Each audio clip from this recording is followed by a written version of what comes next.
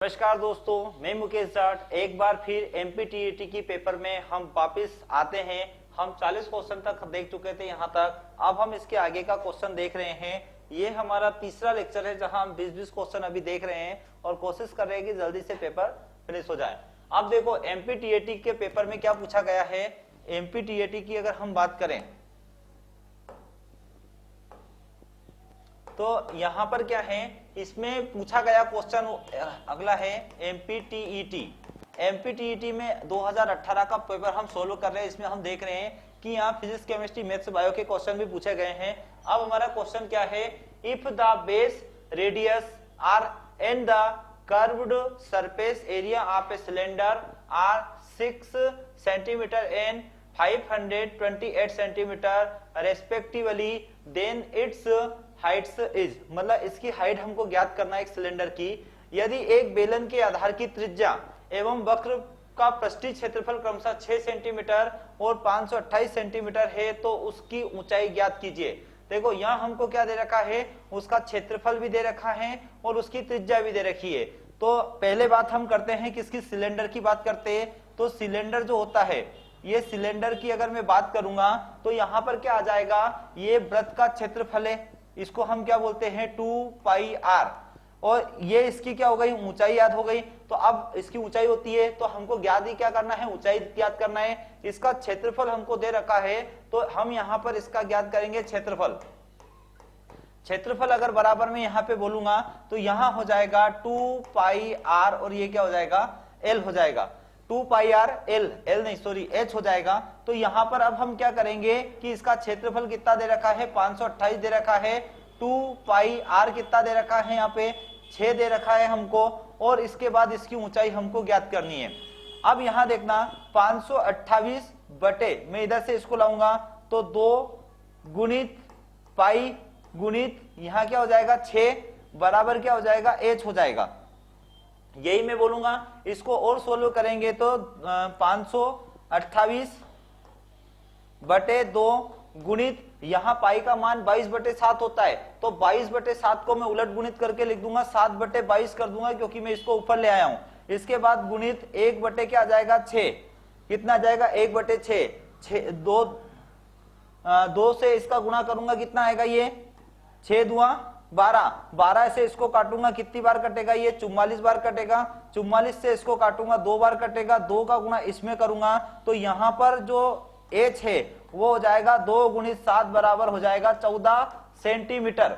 तो इस प्रकार हमारा उत्तर हम देखेंगे 21 सेंटीमीटर, 7 सेंटीमीटर, 12 सेंटीमीटर और 14 सेंटीमीटर यहाँ पर उत्तर आया।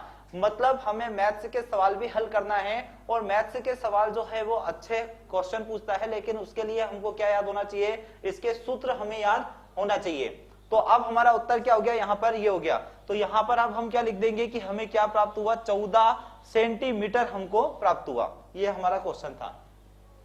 मिर्च में तीखेपन का कारण क्या है, तो यहाँ पर देखो मिर्च में तीखेपन का कारण क्या है, सीधा सा कैप्सेसिन करके इसका जो आएगा, कैप्सेसिन मतलब कैसे, मिर्ची अगर हम खा लेते तो हम क्या कर देते हैं, सी करके हम क्या करेंगे आवाज, तो हमको सारे सीन याद आ जाएंगे, सब कुछ दिखने लगेगा, सारे सीन याद आ जाएंगे। मिर्ची खाने के बाद हमको क्या है, सारे सीन याद आ जाएंगे, मतलब इतनी ज्यादा वो तीखी होती है। निमाड़ की मिर्ची है ये अपने। अब इसके बाद देखेंगे, यहाँ पर आगे बढ़ेंगे, उस व्यक्ति द्वारा की जाती है जो कार्यक्रम को क्रियान्वित करता है, कर रहा है। Is the done by of the person who is implementing the programme, जो प्रोग्राम को कोऑर्डिनेट करता है वह क्या कहलाता है, निगरानी यानी मॉनिटर कहलाता है, मॉनिटरिंग कहलाता है, रिजेक्शन कहलाता है, कंफर्मेशन कहलाता है या इवैल्यूएशन कहलाता है। ये तो मूल्यांकन है। मूल्यांकन तो इसका मतलब होता है जांचना, तो मूल्यांकन तो आएगा नहीं, पुष्टिकरण नहीं आएगा, अस्वीकारी नहीं आएगा, तो इसका क्या आ जाएगा, मॉनिटरिंग या निगरानी आएगा। पर्वतीय मृदाएं सामान्यतः कैसी होती है, इस क्वेश्चन को तो हर एग्जाम में पूछ ही लेता है। जो पर्वत होता है, यहाँ पर क्या होता है, पर्वत की जो मृदा होती है, जब बारिश होती है, क्या होती है, पर्वत की मृदा में जब यहाँ पर बारिश होती है तो बारिश होने के कारण एक स्थिति बनती है, यहाँ पर बारिश होने के कारण एक स्थिति बनती है। तो उस स्थिति के कारण यहाँ पर क्या होगा, यहाँ की जो मिट्टी है, यहाँ की मिट्टी वो बहुत सारी बहकर कहाँ चली जाएगी, मैदानी क्षेत्र में आ जाएगी। तो कहने का मतलब यहाँ पर मैं एक ही बात बोलूंगा कि जो पहाड़ों की मिट्टी होती है, यहाँ पर क्षार बह के कहा जाएगा, क्षार बेग के नीचे आ जाएगा तो यहाँ पर क्या एकत्रित रह जाता है, अम्ल हो जाता है। तो हम बोलेंगे पर्वतीय मृदाएं सामान्यतः कैसी होती है, तो यह मिट्टी कैसी होती है, अम्लीय होती है। इसी के अपोजिट एक क्वेश्चन पूछा जाता है, वो पूछता है कि नहर के किनारे की मिट्टी कैसी होती है। कहां की, नहर के किनारे, नहर के किनारे यानी कि जो नहर की बैंगन किनारा के जो नदी होती है वो मिट्टी कैसी होती है, तो वहां पर हमको याद रखना वो मिट्टी कैसी होती है, क्षारी होती है। क्योंकि बात वही है, क्षार बह के आता है तो क्षार मिट्टी में वही रह जाता है, बाकी की वो क्षार जब इकट्ठा होके जब आता है कैसे बह के, तो क्षार एकत्रित हो जाता है यहाँ पर, इसके किनारों पर एकत्रित हो जाता है, जिसके कारण वहां की मिट्टी कैसी हो जाती है, लवण क्षारी हो जाती है। तो अगर नहर का पूछे तो ये तो नहर की मिट्टी आ गई, ठीक है। फिर क्वेश्चन ये पूछा है, cold temperature treatment of seed for including germination is referred as. अंकुरित प्रेरित करने के लिए बीजों में ठंडे तापमान उपचार के रूप में जाना जाता है। यहाँ पे उसने ठंडे तापमान उपचार की बात कही है, तो उसने बोला है बसंतीकरण, एक बोला है विसंक्रमण, एक है स्तरीकरण और एक है प्रक्षालन। तो यहाँ पर विशेष रूप से ध्यान रखना स्ट्रेटिफिकेशन यानी स्तरीकरण इसका उत्तर होगा। ये चारों आपको बायोलॉजी में आपको फिर से पढ़ाया जाएगा।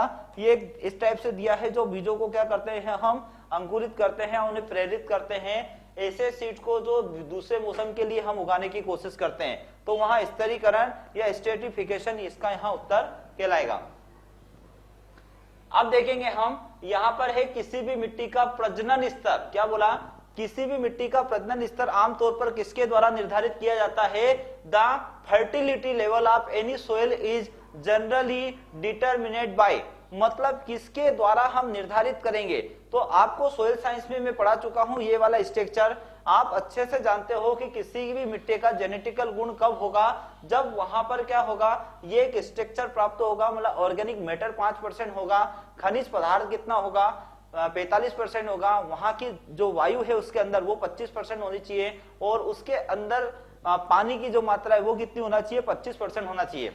अब आती है भारतीय मृदाओं की। भारतीय मृदाओं में तो कार्बन परसेंट की मात्रा 5% से भी क्या है, कम है, से भी कम पाई गई है। लेकिन फिर भी अगर 5% माने तो उस 5% में हमको ध्यान रखना है ह्यूमस कितना होता है 80%, उसमें रूट्स का रोल कितना होता है तो 10%, और ऑर्गेनिज्म का रोल होता है तो वो होता है 10%। इस प्रकार से क्या होगा, हमारा ये 5% का 100% इस तरह से इंक्लूड होता है, क्योंकि हर साल पौधे उगते हैं, उनकी जड़ें उसमें जाती है, जड़ें जाती है, वो जड़ें उसी में सड़ती है और कहीं ना कहीं वो कार्बनिक पदार्थों का निर्माण करती है। तो अब देखेंगे, पहला दे रखा उपरोक्त सभी ऑप्शन उसने दे रखा, आजकल पैटर्न पूछने का तरीका अलग हो गया। केवल वातन यानी एरेशन की बात करी तो यहाँ पे एरेशन क्या आ गया, ये वाला भाग एरेशन बिल्कुल जरूरत है इसकी। इसके बाद में फिर क्या है, हाइड्रेशन ओनली, यानी कि कहने का मतलब यहाँ क्या है, हाइड्रेशन की बात करी तो हाँ हाइड्रेशन भी इसके लिए जरूरी है। फिर है ह्यूमन, केवल ह्यूमस और खनिज पदार्थ, यानी कि ह्यूमस एंड मिनरल कंटेंट, तो बिल्कुल सही बोल रहे हैं, ह्यूमस भी जरूरी है और मिनरल कंटेंट भी जरूरी है, तो दोनों ऑप्शन सही हो रहे हैं अभी तो। इसके बाद में अगला देखेंगे, केवल हाइड्रेशन, यानी हाइड्रेशन की बात कर रहा है तो फिर हाइड्रेशन की बात उसने की यहाँ पे, तो हम तो ऑल ओवर हम हाइड्रेशन ये वाला है पानी, तो कुल मिला के हम यहाँ पर किस पे आ जाएंगे कि भाई उपरोक्त सभी फैक्टर का होना जरूरी है। इस प्रकार हमारा फैक्टर जो होता है, क्योंकि हमारे एक ही ऑप्शन में यदि वो चारों ऑप्शन दे देता, यानी कि वो ऑर्गेनिक मैटर दे देता, यहाँ पे खनिज मिनरल दे देता, एयर दे देता और वाटर दे देता, तो हमारा उत्तर सही हो जाता। इसलिए हमारा उपरोक्त होगा उपरोक्त सभी। देखेंगे ऊपरी लागत, ओवरहेड को निम्न नाम से भी जाना जाता है। अब ओवरहेड या ऊपरी लागत को किसे कहते हैं, मैं आपको किस में पढ़ा चुका हूं, इकोनॉमिक्स में पढ़ा चुका हूं, लागत के बारे में पूरी कास्ट मैंने पढ़ाई है। तो जितनी भी लागत होती है वो लागत में याद रखना इसको कि ऊपरी लागत का मतलब क्या होता है, the overhead cost is also now's, उसको किस में डूबी लागत की कहते हैं, उसे क्या कहते हैं, प्रत्यक्ष लागत भी कहते हैं, उसे पूरक लागत भी कहते हैं। लेकिन हमारे ऑप्शन यहाँ पर है तो, और मैंने तो ये अन्य नाम बताए, अब इसके हिसाब से अंदाजा लग जाना चाहिए कि क्या उत्तर होगा, मार्जिनल होगा, वेरिएबल होगा, टोटल कास्ट होगा या फिक्स्ड कास्ट होगा। तो यहां इसका उत्तर मैं बताऊं आपको कि मार्जिनल कास्ट तो होता नहीं है, क्योंकि जो एक डिफरेंट आता है, जो उसमें जैसे इस बार 20 कुंटल हुआ और फिर अगले साल 25 कुंटल हुआ, तो जो 5 का अंतर आया तो मार्जिनल तो होगा नहीं। यहां पर वेरिएबल आया, वेरिएबल भी का भी मतलब ही क्या होता है, मार्जिनल ही होता है। परिवर्तनशील लागत का मतलब ही क्या होता है, वो भी सीमांत लागत ही होता है। तो यहां पर टोटल कास्ट जो है ये भी नहीं होगा, क्योंकि हमने तो सीधा सा बोला ऊपरी लागत बोला, मतलब जो लागत हम लगा रहे हैं उस पे हमने बात की है। तो यहां आएगा फिक्स्ड लागत आएगा। इसका सही फिक्स्ड का मतलब ये है कि इसे बोलते हैं डूबी लागत, या इसे बोलते हैं संक, क्या बोलेंगे, संक कास्ट के नाम से इसको हम बोलेंगे। कहने का मतलब यदि कोई हम व्यवसाय स्टार्ट कर रहे हैं और उसके लिए हम जमीन का यूज कर रहे हैं, तो वो जमीन जो है, कहने का मतलब जो जमीन है वहां हम लगा रहे हैं, मतलब अभी हमारी इनकम स्टार्ट नहीं हुई है, और इनकम स्टार्ट नहीं हुई है मतलब अभी हमारी पूंजी डूबी हुई है। क्या पता उससे हमें लाभ होगा या हानि होगी, या जो बिजनेस हम स्टार्ट कर रहे हैं तो उससे हमें लाभ होगा या हानि होगा, ये हमें नहीं पता। तो जो किसी भी बिजनेस को स्टार्ट करने के लिए एक आवश्यक सामग्री होती है, कंपलसरी होती है, उसे ही इसने क्या बोला है, यहाँ पे ऊपरी लागत बोला है या फिक्स्ड कास्ट बोला है। उसी का अन्य नाम आप कृषि ब्रह्मास्त्र में देख लेना, डूबी लागत, अप्रत्यक्ष लागत या पूरक लागत के नाम से जाना जाता है। कहने का मेरा आशय ये है कि भाई हम वर्ग 1 टीईटी का पेपर की तैयारी अगर कर रहे हैं तो हमको इकोनॉमिक एक्सटेंशन भी पढ़ना है, उसमें सबसे ज्यादा सिलेबस पढ़ना, आरईओ से आपको ज्यादा सिलेबस पढ़ना है, क्योंकि वर्ग 1 जो है वो एक गजेटेड ऑफिसर के अंतर्गत आता है, मतलब कहने का राजपत्रीय अधिकारी पोस्ट के अंतर्गत आती है। अब राजपत्रीय अधिकारी का पोस्ट है तो इसका मतलब ये नहीं ऐसे नॉर्मल नहीं पूछ लेगा कि 11वीं 12वीं का, कुछ 11वीं 12वीं का पूछेगा, लेकिन कुछ चीजें उसमें वो लेवल की देता है, तब जाकर हमारे क्वेश्चन नहीं बन पाते। देखेंगे यह अनुमान लगाने के लिए सांख्यिकी प्रक्रिया के लिए अध्ययन के तहत अंतर महत्वपूर्ण है या गैर महत्वपूर्ण है, इसकी ये बात कर रहा है। The statisticals produce for the estimating weathers the difference, क्या बोला, डिफरेंस अंडर द स्टडी। इसने बात क्या क्या की है, different under the study is signification and or non signification की बात कर दी है। मतलब सिग्निफिकेशन, नॉन सिग्निफिकेशन, महत्व और अमहत्व की चीजों पे बात कर रहा है। तो ये बोल रहा है महत्व के स्तर पे लेवल ऑफ सिग्निफिकेशन की, और देखो सिग्निफिकेशन दिया, पहला ऑप्शन ही सिग्निफिकेशन दिया, ताकि ज्यादा से ज्यादा लोग इसका क्या है यहां पर उत्तर लगाए। तो अब देखते हैं क्या इसका उत्तर आता है। महत्व का स्तर जानने के लिए, तो यहां तो महत्व और गैर महत्व की उसने बात करी है, तो सांख्यिकी की बात कर रहे हैं। सांख्यिकी का मतलब ये नहीं होता है कि वो महत्व का स्तर जाने। यहां है सैंपलिंग प्रतिदर्शन, यानी सैंपलिंग तो ये भी नहीं है। फिर एक टेस्ट ऑफ सिग्निफिकेशन, देखो यहाँ लेवल ऑफ सिग्निफिकेशन और यहाँ टेस्ट ऑफ सिग्निफिकेशन आया है, तो जो टेस्ट ऑफ सिग्निफिकेशन है वह आपके लिए इंपोर्टेंट है और इसका उत्तर यहाँ पे बन रहा है। अब स्टैंडर्ड एरर यानी कि मानक, यहाँ क्या बोला है, मानक त्रुटि के बारे में बोला है, तो ये इसका नहीं होगा। मतलब हम टेस्ट ऑफ सिग्निफिकेशन की बात करेंगे जो आपका आएगा स्टैटिक्स के अंतर्गत। तो ये कुछ ऐसी यूनिट है जो हमको स्टैटिक्स वगैरह पढ़ना है। अब स्टैटिक का मतलब ये नहीं है कि आपका 11वीं 12वीं का स्टैटिक्स है तो वो पढ़ के हम फ्री हो जाए, उसमें भी वो लेवल की क्वेश्चन पूछ लेता है। देखिए, द इंटेलिजेंस, एबिलिटी और efficiency can be measured by the use of बुद्धिमत्ता, योग्यता या कार्य कुशलता को निम्न के द्वारा उपयोग के द्वारा मापा जा सकता है। तो भारी हार्मोनिक मध्यमान यानी वेटेड, हार्मोनिक मींस, ये इन्होंने ऑप्शन कैसे दिया मुझे भी ये समझ में नहीं आया कि किस टाइप का ये ऑप्शन दिया इन्होंने, असंभव चीजें। मोड, या बोल रहा है कि बहुलक के माध्यम से इसको पहचान सकते हैं क्या, या फिर बोल दिया है जियोमेट्रिक मींस या ज्यामितीय मध्यमान के द्वारा, और तीसरा दिया है मीडियम के द्वारा। तो यहाँ पे कार्य कुशलता को निम्न के द्वारा मापा जाता है, बुद्धिमत्ता, उपयोगिता, इसको ध्यान रखना, स्टैटिक्स में हम पढ़ेंगे। देखो 2 क्वेश्चन यहाँ से स्टैटिक्स के पूछ लिए हैं, है ना, तो इसका क्या आएगा, माध्यिका आएगा। फिर केले में भूमि के ऊपर के तने को निम्न नाम से जाना जाता है, the stem above of the ground in banana is known as, किस नाम से जाना जाता है, आप अच्छे से पहचानते हो कि केले में भूमि के ऊपर के तने को किस नाम से जाना जाता है। तो यहां पर देखो एक तो दिया है तना ट्रंक, एक दिया है राइजोम प्रकंद, एक दिया है सकर्स और एक दिया है स्यूडो स्टेम। तो उसे हम कहते हैं क्या, झूठा तना, या हम इसका दूसरा नाम क्या बोलेंगे, झूठा तना। तो इसको झूठा तना के नाम से जाना जाएगा। The inability of a hybrid of produce viable offspring as known, क्या बोलते हैं, व्यवहार संतति उत्पन्न करने में अक्षम बोला है। अक्षम संकर को, अक्षम संकर या बीज हाइब्रिड को निम्न के रूप में जाना जाता है। तो पहला है हाइब्रिड स्टेबिलिटी, संकर बंध्यता, उपरोक्त सभी संकर विकार यानी क्या बोला है हाइब्रिड ब्रेकडाउन, और फिर बोला है हाइब्रिड इनवेबिलिटी यानी संकर जीवन अक्षम्य। तो यहां पे इसका आएगा संकर बंध्यता यानी कि हाइब्रिड स्टेरिलिटी इसका उत्तर होगा।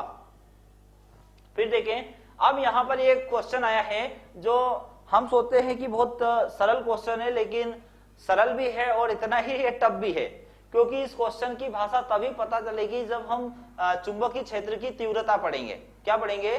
चुंबकीय क्षेत्र की तीव्रता पढ़ेंगे, तब हमको इस चीज को समझ में आएगा। कहने का मतलब यदि कोई पृथ्वी है और पृथ्वी के जो चुंबकीय क्षेत्र का एक क्षेत्र बना रहा है, पृथ्वी जो एक तरह से चुंबकीय क्षेत्र बना रहा है, तो वो चुंबकीय क्षेत्र में बताना चाह रहा है कि इसका पूछने का मतलब है। अब उसने बोला कि भाई हम तो यहां खड़े हैं, तो हमको तो पृथ्वी कैसे दिखाई देती है? जहां पर हम खड़े होते हैं पृथ्वी हमको ऐसे फ्लैट दिखाई देती है, फ्लैट टीवी होती है, फ्लैट होता है, उसकी तरह दिखाई देता है। अगर हम यहां खड़े तो हमको तो फ्लैट दिखाई देगी, लेकिन यदि इसके ऊपर हम चुंबक को इस तरह से लटकाते हैं, इस तरह से लटकाते हैं, तो वो एक एंगल जरूर बनाता है। मतलब चुंबक जब लटकाते हैं तो चुंबल एक तरह का एंगल बनाता है, कोण बनाता है। तो उसी के बारे में इसने पूछा गया है। यहाँ पर इसने बोला है the earth magnetic field at a certain place has a horizontal component. अब उसने किसकी बात करी है? हॉरिजॉन्टल कंपोनेंट की बात करी है, ठीक है, क्षैतिज स्तर की। कितना है? 0.3 इसने दे रखा है, 0.3 गुणित 10 की घात -4t दे रखा है, ध्यान रखना इसका। एंड द टोटल स्ट्रेंथ यानी उसका सामर्थ्य जो होता है, ध्रुव सामर्थ्य जिसको सामर्थ्य हम बोलते हैं, इज 0.5 मतलब कितना है? 0.5 गुणित 10 की घात 4t। The angle of dip, अब हमको ज्ञात क्या करना है? एंगल ऑफ डिप ज्ञात करना है। मतलब कहने का मतलब कि अगर मैं यहां खड़ा होकर चुंबक को यहां लटकाने की कोशिश करूंगा तो यहां एक एंगल बनेगा। ये एंगल कितने का बनेगा? कहने का मतलब अगर मैं इसको 2-3 भाग में बांटने की कोशिश करूं तो एक पार्ट यहां पे नहीं कर सकते हैं, एक भाग इसका ये जाएगा, एक भाग इसका ये जाएगा। तो इसके बीच में जब चुंबक लटकाते हैं तो वो एक तरह का कोण बनाती है, ये डीप ऑफ एंगल यहाँ पे कहलाता है। लेकिन ये हमको पृथ्वी पे नॉर्मली पता नहीं चलता है, क्योंकि पृथ्वी तो हमको फ्लैट दिखाई देती है, लेकिन चुंबक को जब स्वतंत्रता पूर्वक लटकाते हैं तो चुंबक हमें एक एंगल बताती है। तो उस एंगल के बारे में हमको देखना है। तो अब हम यहाँ पर, आपको कुछ भी नहीं है, एक सूत्र याद अगर होगा तो हम यहाँ पर इसको देख लेना है। चुंबकीय क्षेत्र क्या आ रहा है? चुंबकीय क्षेत्र। यहां देखो चुंबकीय क्षेत्र का ये लिखना पड़ेगा क्षैतिज घटक। कितना है क्षैतिज घटक? 0.3 गुणित 10 की घात -4t इसका दे रखा है। इसके बाद फिर क्या दे रखा है? अब इसको किस नाम से जाना जाता है? तो ये ध्यान रखना, इसको BH से जाना जाता है। क्या बोलते हैं इसको? BH। H मतलब क्या होता है? हॉरिजॉन्टल। अभी मैं सूत्र बताऊंगा, फिर इसको हम फिट करेंगे। फिर दूसरा क्या दे रखा? कुल सामर्थ्य, यानी यहां पे क्या दे रखा है? इसका कुल सामर्थ्य। अगर इसका कुल सामर्थ्य दे रखा है तो ये कितना दे रखा है? 0.5 गुणित 10 की घात -4t इसका दे रखा है, जिसे क्या बोलते हैं? BE के नाम से जाना जाता है। किसके नाम से? BE के नाम से जाना जाता है। तो अब आपको एक सूत्र याद करना है, BH बराबर यानी कि चुंबकीय क्षेत्र का घटक बराबर BE यानी कि इसका ध्रुव सामर्थ्य, और यहां पर जो एंगल बनेगा, याद रखना, पृथ्वी के इस पर जहां यहां पर जो एंगल बनेगा, जो भी एंगल बनेगा उस एंगल के हिसाब से आपको पता है कि लाल बटे कक्का आपने सुना होगा, लाल बटे कक्का आपने सुना होगा। मैं और इसका ये पढ़ाऊंगा, मैथ्स पढ़ाऊंगा, तो मैथ्स में आपको बताऊंगा कि लाल बटे कक्का का अर्थ वहां पे क्या होता है? लंब बटे कर्ण होता है, आधार बटे कर्ण होता है और लंब बटे आधार होता है। तो यहां पर क्या होता है? कॉस थीटा बनता है, तो कॉस बनता है और कास का क्या बनता है? सिग्मा बनता है। तो ये इस तरह से आपको इतना याद रखना है। ये एक छोटा सा सूत्र है, बस इस सूत्र में इस डाटा को क्या करना है? फिट करना है। तो जो हमारा उत्तर होगा इसमें, वह उत्तर हमारा आ जाएगा, ठीक है। तो यहां पर कॉस आया, तो अब देखेंगे इसका क्या आएगा? एच का मान यहां पे क्या दे रखा है? 0.3 गुणित 10 की घात -4। इसके बाद में देखो, अगर आगे इसको लिखूंगा तो इसका मान क्या दे रखा है? 0.5 गुणित 10 की घात -4 गुणित ये क्या आ जाएगा? कॉस और ये इसका सिग्मा आ जाएगा। अब देखो जरा गौर करो, 10 की घात 4 से ये 10 की घात 4 कट जाएगा, ठीक है। अब ये इधर क्या ले जाएगा 0.3, ये इधर लाऊंगा तो ये हो जाएगा 0.5, क्या प्राप्त हो जाएगा यहाँ पर 0.5 आपको प्राप्त हो जाएगा। और 0.5 जब हमको प्राप्त होगा तो इसके बराबर क्या बचा है, तो कॉस इसका जो सिग्मा जो सिंबल है वो बचा है। अब देखो अभी भी हमारा उत्तर नहीं आया है, लेकिन हम इसको क्या करेंगे, यहां पर हमारा उत्तर लाना है, हमको कास किस में लाना है, माइनस में लाना है। तो कास माइनस में लाने के लिए इसको हमको क्या लाना पड़ेगा, इधर लाना पड़ेगा। तो एक और स्टेप में अगर मैं बोलूं यहाँ पे, तो सिग्मा को मैंने यहीं पे रहने दिया बराबर, यहां क्या हुआ 0.3 बटे 0.5 गुणित 1 बटे में क्या कर दूंगा कॉस।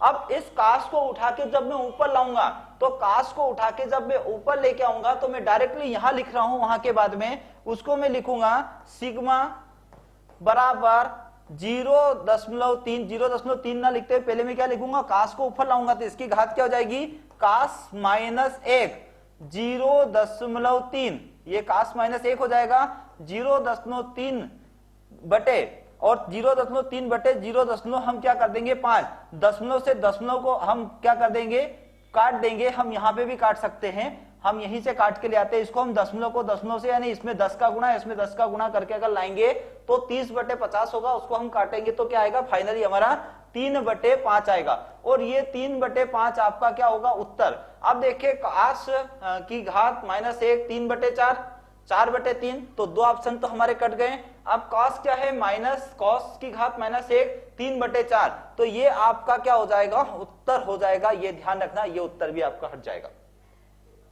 अब कुछ लोग इसको क्या हल्के में ये लेंगे, सिंपल क्वेश्चन बहुत सिंपल है, लेकिन हमको उसका सूत्र याद करना पड़ेगा। और हम सोचे कि 11वीं 12वीं का पढ़ के अगर हमारा काम हो जाएगा, तो ऐसा भ्रम मत पालना, क्योंकि एक नंबर आपकी नैया को तैरा सकता है और एक नंबर अपनी नैया को डुबा भी सकता है। तो इसलिए हमको पूरा अलर्ट रहना है, अलर्ट रहने के बाद में हमको पूरा समझना है। लेकिन आएगा वहीं से आपको यह पता लगेगा कि चुंबकीय क्षेत्र की तीव्रता क्या होती है, उसका ध्रुव सामर्थ्य क्या होता है, उसका पोल क्या होता है, तभी हमको समझ में आएगा। ठीक है, आगे बढ़ते हैं। ये है the plough use for the maximum moisture conservation is, ये बोल रहा है अधिकतम नमी संरक्षण के लिए उपयुक्त हल का प्रयोग किया जाएगा। तो उसी हल का प्रयोग करेंगे, अधिकतम नमी जो गहरी जुताई कर देगा। तो इसके लिए चीजेल हल, कल्टीवेटर, डिक्स एरो और एमबी हल। तो यहाँ पर तो चीजेल हल का आ गया है, मतलब एग्रीकल्चर इंजीनियरिंग या टीलेज से में इसका आएगा। तो टीलेज जो है वो आपको मैं पढ़ा ही रहा हूं, टीलेज में हम देखेंगे द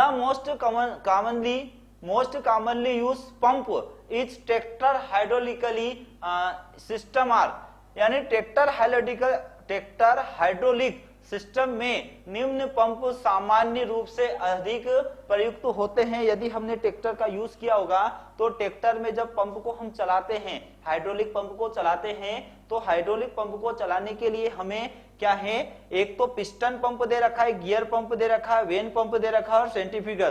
तो हम वहां पर गियर पंप का यूज करते हैं ट्रैक्टर में, हाइड्रोलिकल में उसमें तो गियर पंप का यूज होगा। ये आपका एग्रीकल्चर जो इंजीनियरिंग है इसको भी मैं आपको पढ़ाऊंगा, एग्रीकल्चर इंजीनियरिंग भी आपका कंप्लीट कराऊंगा। वे कीटनाशक जो पूरे पौधे को तर करके व्यापक रूप से असर करते हैं निम्न कहलाते हैं। The pesticide that act by the permeating the entire plant are said to be, यानी कि ऐसे इंसेक्टिसाइड को क्या कहते हैं जो पौधे के ऊपर डाला जाए तो पूर्ण रूप से पौधे के अंदर समाहित हो जाता है। तो देखेंगे पेंट्रेटिंग पेस्टिसाइड यानी कि भेदक कीटनाशक जिसको हमने बोला है, दूसरा बोला है पोरस पाइजन, इसके बाद तीसरा बोला है सिस्टमेटिक पेस्टिसाइड सर्वांगी जिसको हम बोलते हैं, क्या बोलते हैं, सर्वांगी कीटनाशक। इसके बाद है कंट्रोल पाइजन यानी सहसंपर्क विष जिसको हम बोलते हैं कॉन्टेक्ट। तो हमारा तो उत्तर क्या आएगा यहाँ पे, सिस्टमेटिक पेस्टिसाइड यहाँ पे उत्तर आएगा। एक कोशिका में प्रोटीन संश्लेषण, किसकी बात आ गई, प्रोटीन संश्लेषण। The site of the protein synthesis कॉलेटस, जो प्रोटीन सिंथेसिस होता है निम्न स्थान पर, वो किस स्थान पर होता है, तो ये सेल बायोलॉजी में हम पढ़ेंगे। सेल बायोलॉजी में वहां पर हरित लवक है, अंतःप्रदव जालिका है, एंडोप्लाज्मिक रेटिकुलम, राइबोसोम है और माइटोकॉन्ड्रिया। तो आप जानते हो ईआर के ऊपर क्या है, ई आर के ऊपर जो है एक संरचना पाई जाती है दानेदार बटन के समान। क्या है, ई आर के ऊपर दानेदार बटन के समान जो संरचना पाई जाती है उसे कहते हैं हम राइबोसोम। और राइबोसोम को क्या कहते हैं, प्रोटीन की फैक्ट्री। क्या कहते हैं, प्रोटीन की, यहां पर इसको बोला है फैक्ट्री।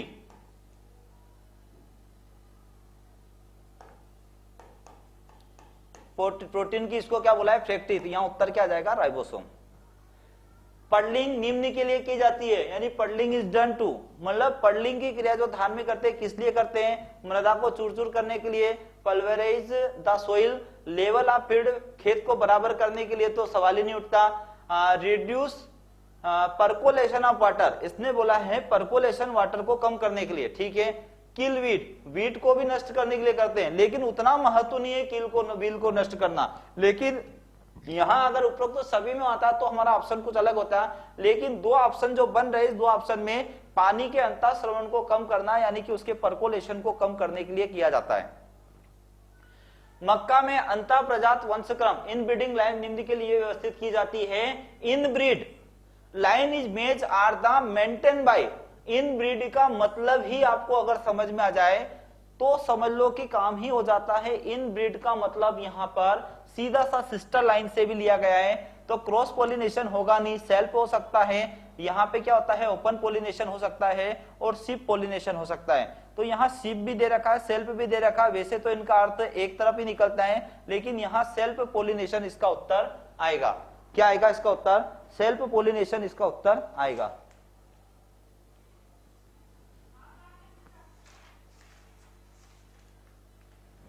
सेल्फ पोलिनेशन बिल्कुल सही होगा, क्योंकि मुझे थोड़ा सा इस पे डाउट हो रहा था कि कहीं शिप पोलिनेशन तो नहीं है, क्योंकि सिप यानी सिस्टर लाइन होता है और सेल्फ जो होता है, लेकिन सिप जो ब्रीडिंग होता है इसका भी मेंटेन जो है सेल्फ पोलिनेशन करने के लिए ही कहीं ना कहीं यूज किया जाता है, ठीक है। लेकिन हमारे यहाँ क्या उत्तर होगा, सेल्फ। अब देखेंगे यहां पर फिर एक क्वेश्चन आया है कि इसमें दिया है भाइयों में ए ज्येष्ठ है, ए क्या है, ज्येष्ठ है, B C D E F G H I एवं जे की उम्र में 4 वर्ष का अंतर है तथा सभी पिकनिक पर जाने का निर्णय करते हैं। बहुत बड़ी बात, ये तो बहुत अच्छा किया इनने, कम से कम सभी भाई जो है वो घूमने जा रहे हैं। और सभी भाई की बात में करूं तो कितने भाई हो गए, 1 2 3 4 5 6 7 8 9 10 भाई। अरे भाई ना बोल के स्कूल के बच्चे बोल देना था। 10 भाई घूमने जा रहे हैं। चलो ये बात अच्छी, पिकनिक घूमने जा रहे हैं। तो अब यहाँ देखेंगे इनमें अंतर कितने का, 4 का अंतर है। यदि जे सबसे छोटा है, मतलब बाद में क्या करूं, ए एक तो हो गया, ए सबसे क्या हो गया, बड़ा, जे क्या हो गया, सबसे छोटा, ठीक है। इस तो जे सबसे छोटा है जिसकी उम्र क्या है, 6 वर्ष है, ठीक है भैया, 6 वर्ष कर देते हैं हम।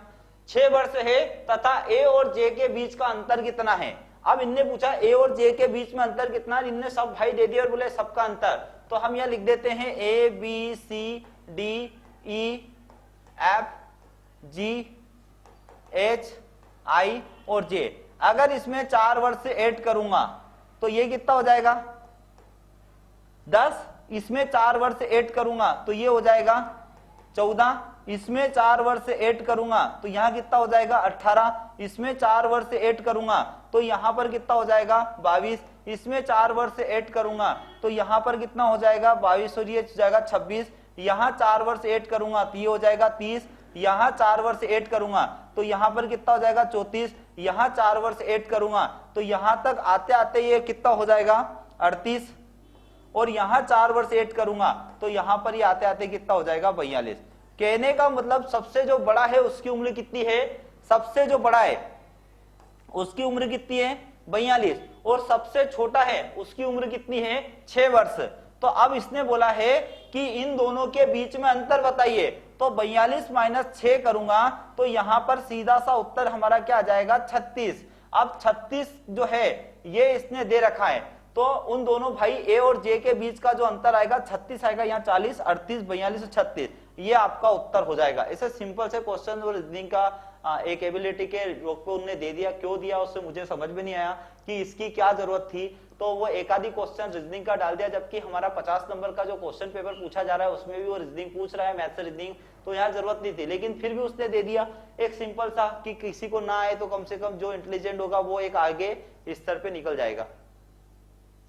ग्रामीण विकास परियोजना की सफलता निम्न पर निर्भर करती है। Success in rural development project development up क्या है अपॉन, ठीक है। अब देखेंगे यहाँ पे पार्टिसिपेट आप बेनिफिशियल लाभकारियों की सहभागिता पर। ग्रामीण विकास परियोजना की सफलता की बात करी इसने, ग्रामीण विकास की सफलता किस पे निर्भर करेगी? छूट की धनराशि, ये फ्री का तो माल कोई मतलब ही नहीं होता, छूट की धनराशि उससे तो कोई मतलब ही नहीं है ना। यहां पे फिर बात करते हैं रेगुलर ट्रेनिंग ऑफ वर्कर, कामकारों से नियमित प्रशिक्षण कराना। नियमित प्रशिक्षण भी यहाँ पर ग्रामीण विकास परियोजना की सफलता में ये कोई मुद्दा नहीं है।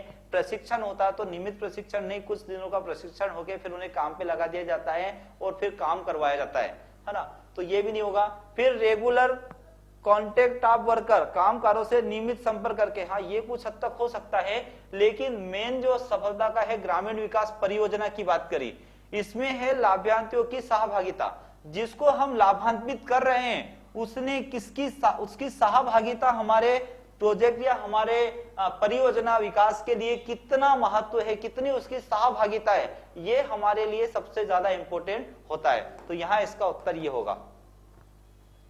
फिर है दावानुकूल सिंचाई प्रणाली का उल्लेख करें। दावानुकूल का मतलब क्या आता है? जिसपे प्रेशर होता है। Maintain the pressurised irrigation system, तो आप बेसिन सिंचाई की बात करें, बॉर्डर स्ट्रिप की करें, कुड़ सिंचाई की, तो ये तो आपका सिंपल है। स्प्रिंकलर एंड ड्रिप इरिगेशन की बात इसने की है यहाँ पे। फिर है खड़ी फसल की कटाई से पूर्व अनुवर्ती फसल के रोपण को में रूप में जाना जाता है planting of succeeding crop before की बात करिए, यानी पहले बिफोर द हार्वेस्टिंग, मतलब हार्वेस्टिंग के पहले उसको हमने क्या कर दिया? प्लांटिंग कर दिया। आप स्टैंडिंग क्रॉप इज नावस, उसे क्या कहते हैं? बहुशस्यन कहते हैं। बहुशस्यन तो अलग होता है जब कुछ फसलें अलग अलग साइज की हो जाती है, बहुशस्यन अलग हो जाता है। मल्टीपल क्रॉपिंग, बहुत सारी क्रॉप हुई है, मिश्रित दो फसलों को मिलाकर बोया है। फिर है रिले क्रॉपिंग और है इंटर क्रॉपिंग, तो इंटर क्रॉपिंग भी नहीं आया, एक ही बचा है क्या? रिले क्रॉपिंग यहाँ पे बचा है। क्या है? Relay cropping. अच्छा हुआ इसने ऑप्शन में ओवरलैपिंग नहीं दिया, तो हमारा ऑप्शन क्या हो गया? रिले का हो गया। अनुपद सस्यन, क्योंकि वो अनुपद की जगह वो अनुच्छादन हो जाता।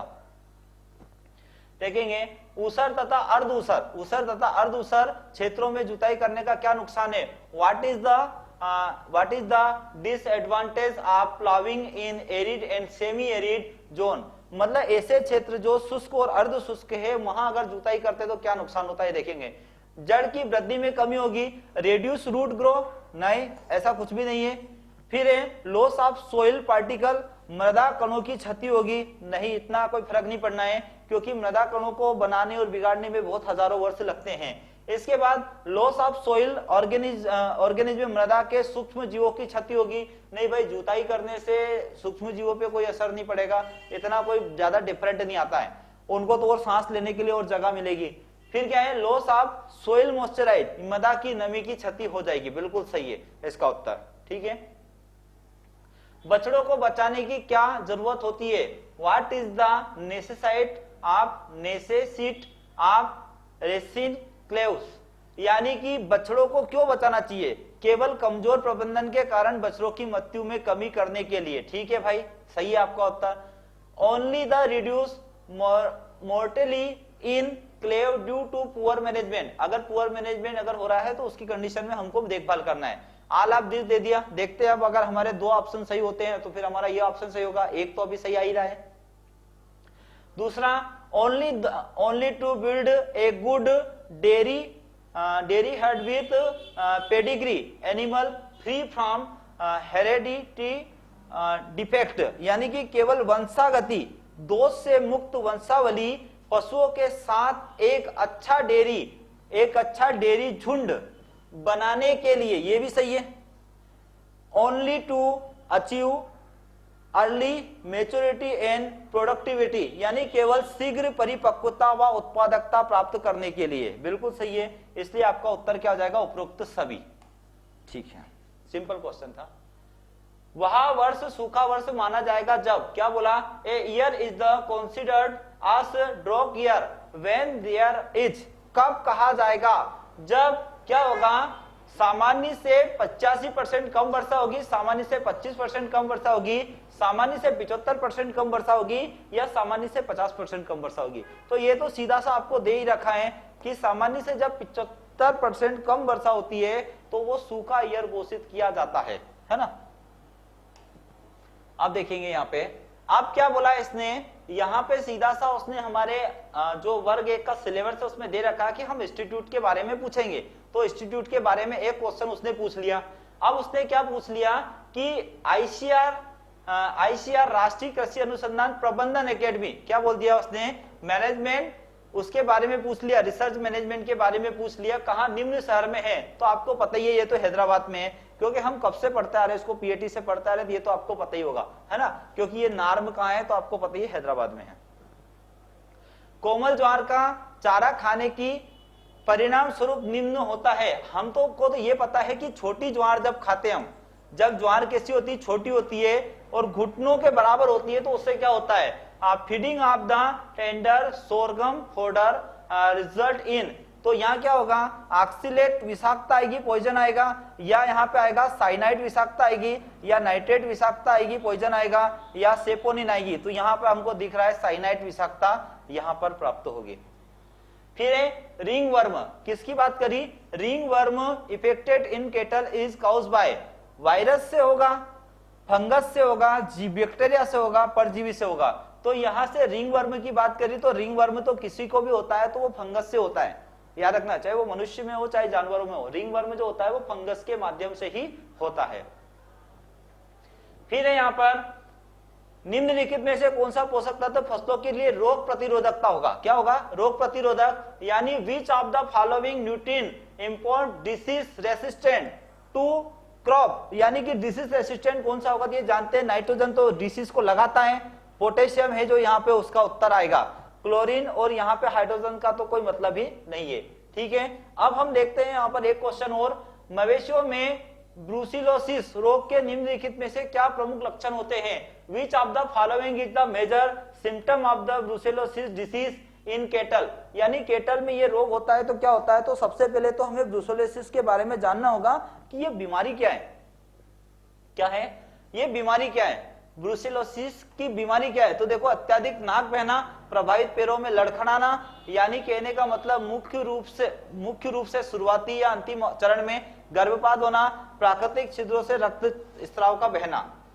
अब ये आज का लास्ट क्वेश्चन भी है हमारा, फिर 30 क्वेश्चन बचेंगे तो एक लेक्चर में हम और कंप्लीट कर लेंगे। अब देखो यहाँ पे क्या है, पहले तो हमको ये समझना होगा ब्रूसिलोसिस का मतलब क्या होता है, इसमें गर्भपात हो जाता है, क्या हो जाता है, गर्भपात हो जाता है, यानी कि abortion mainly during advance or late phase, चाहे उसकी शुरुआती अवस्था हो या अंतिम अवस्था हो, उस अवस्था में गर्भपात की स्थिति हो जाती है तो उसे ब्रूसेलिस बीमारी से रिलेटेड माना जाता है।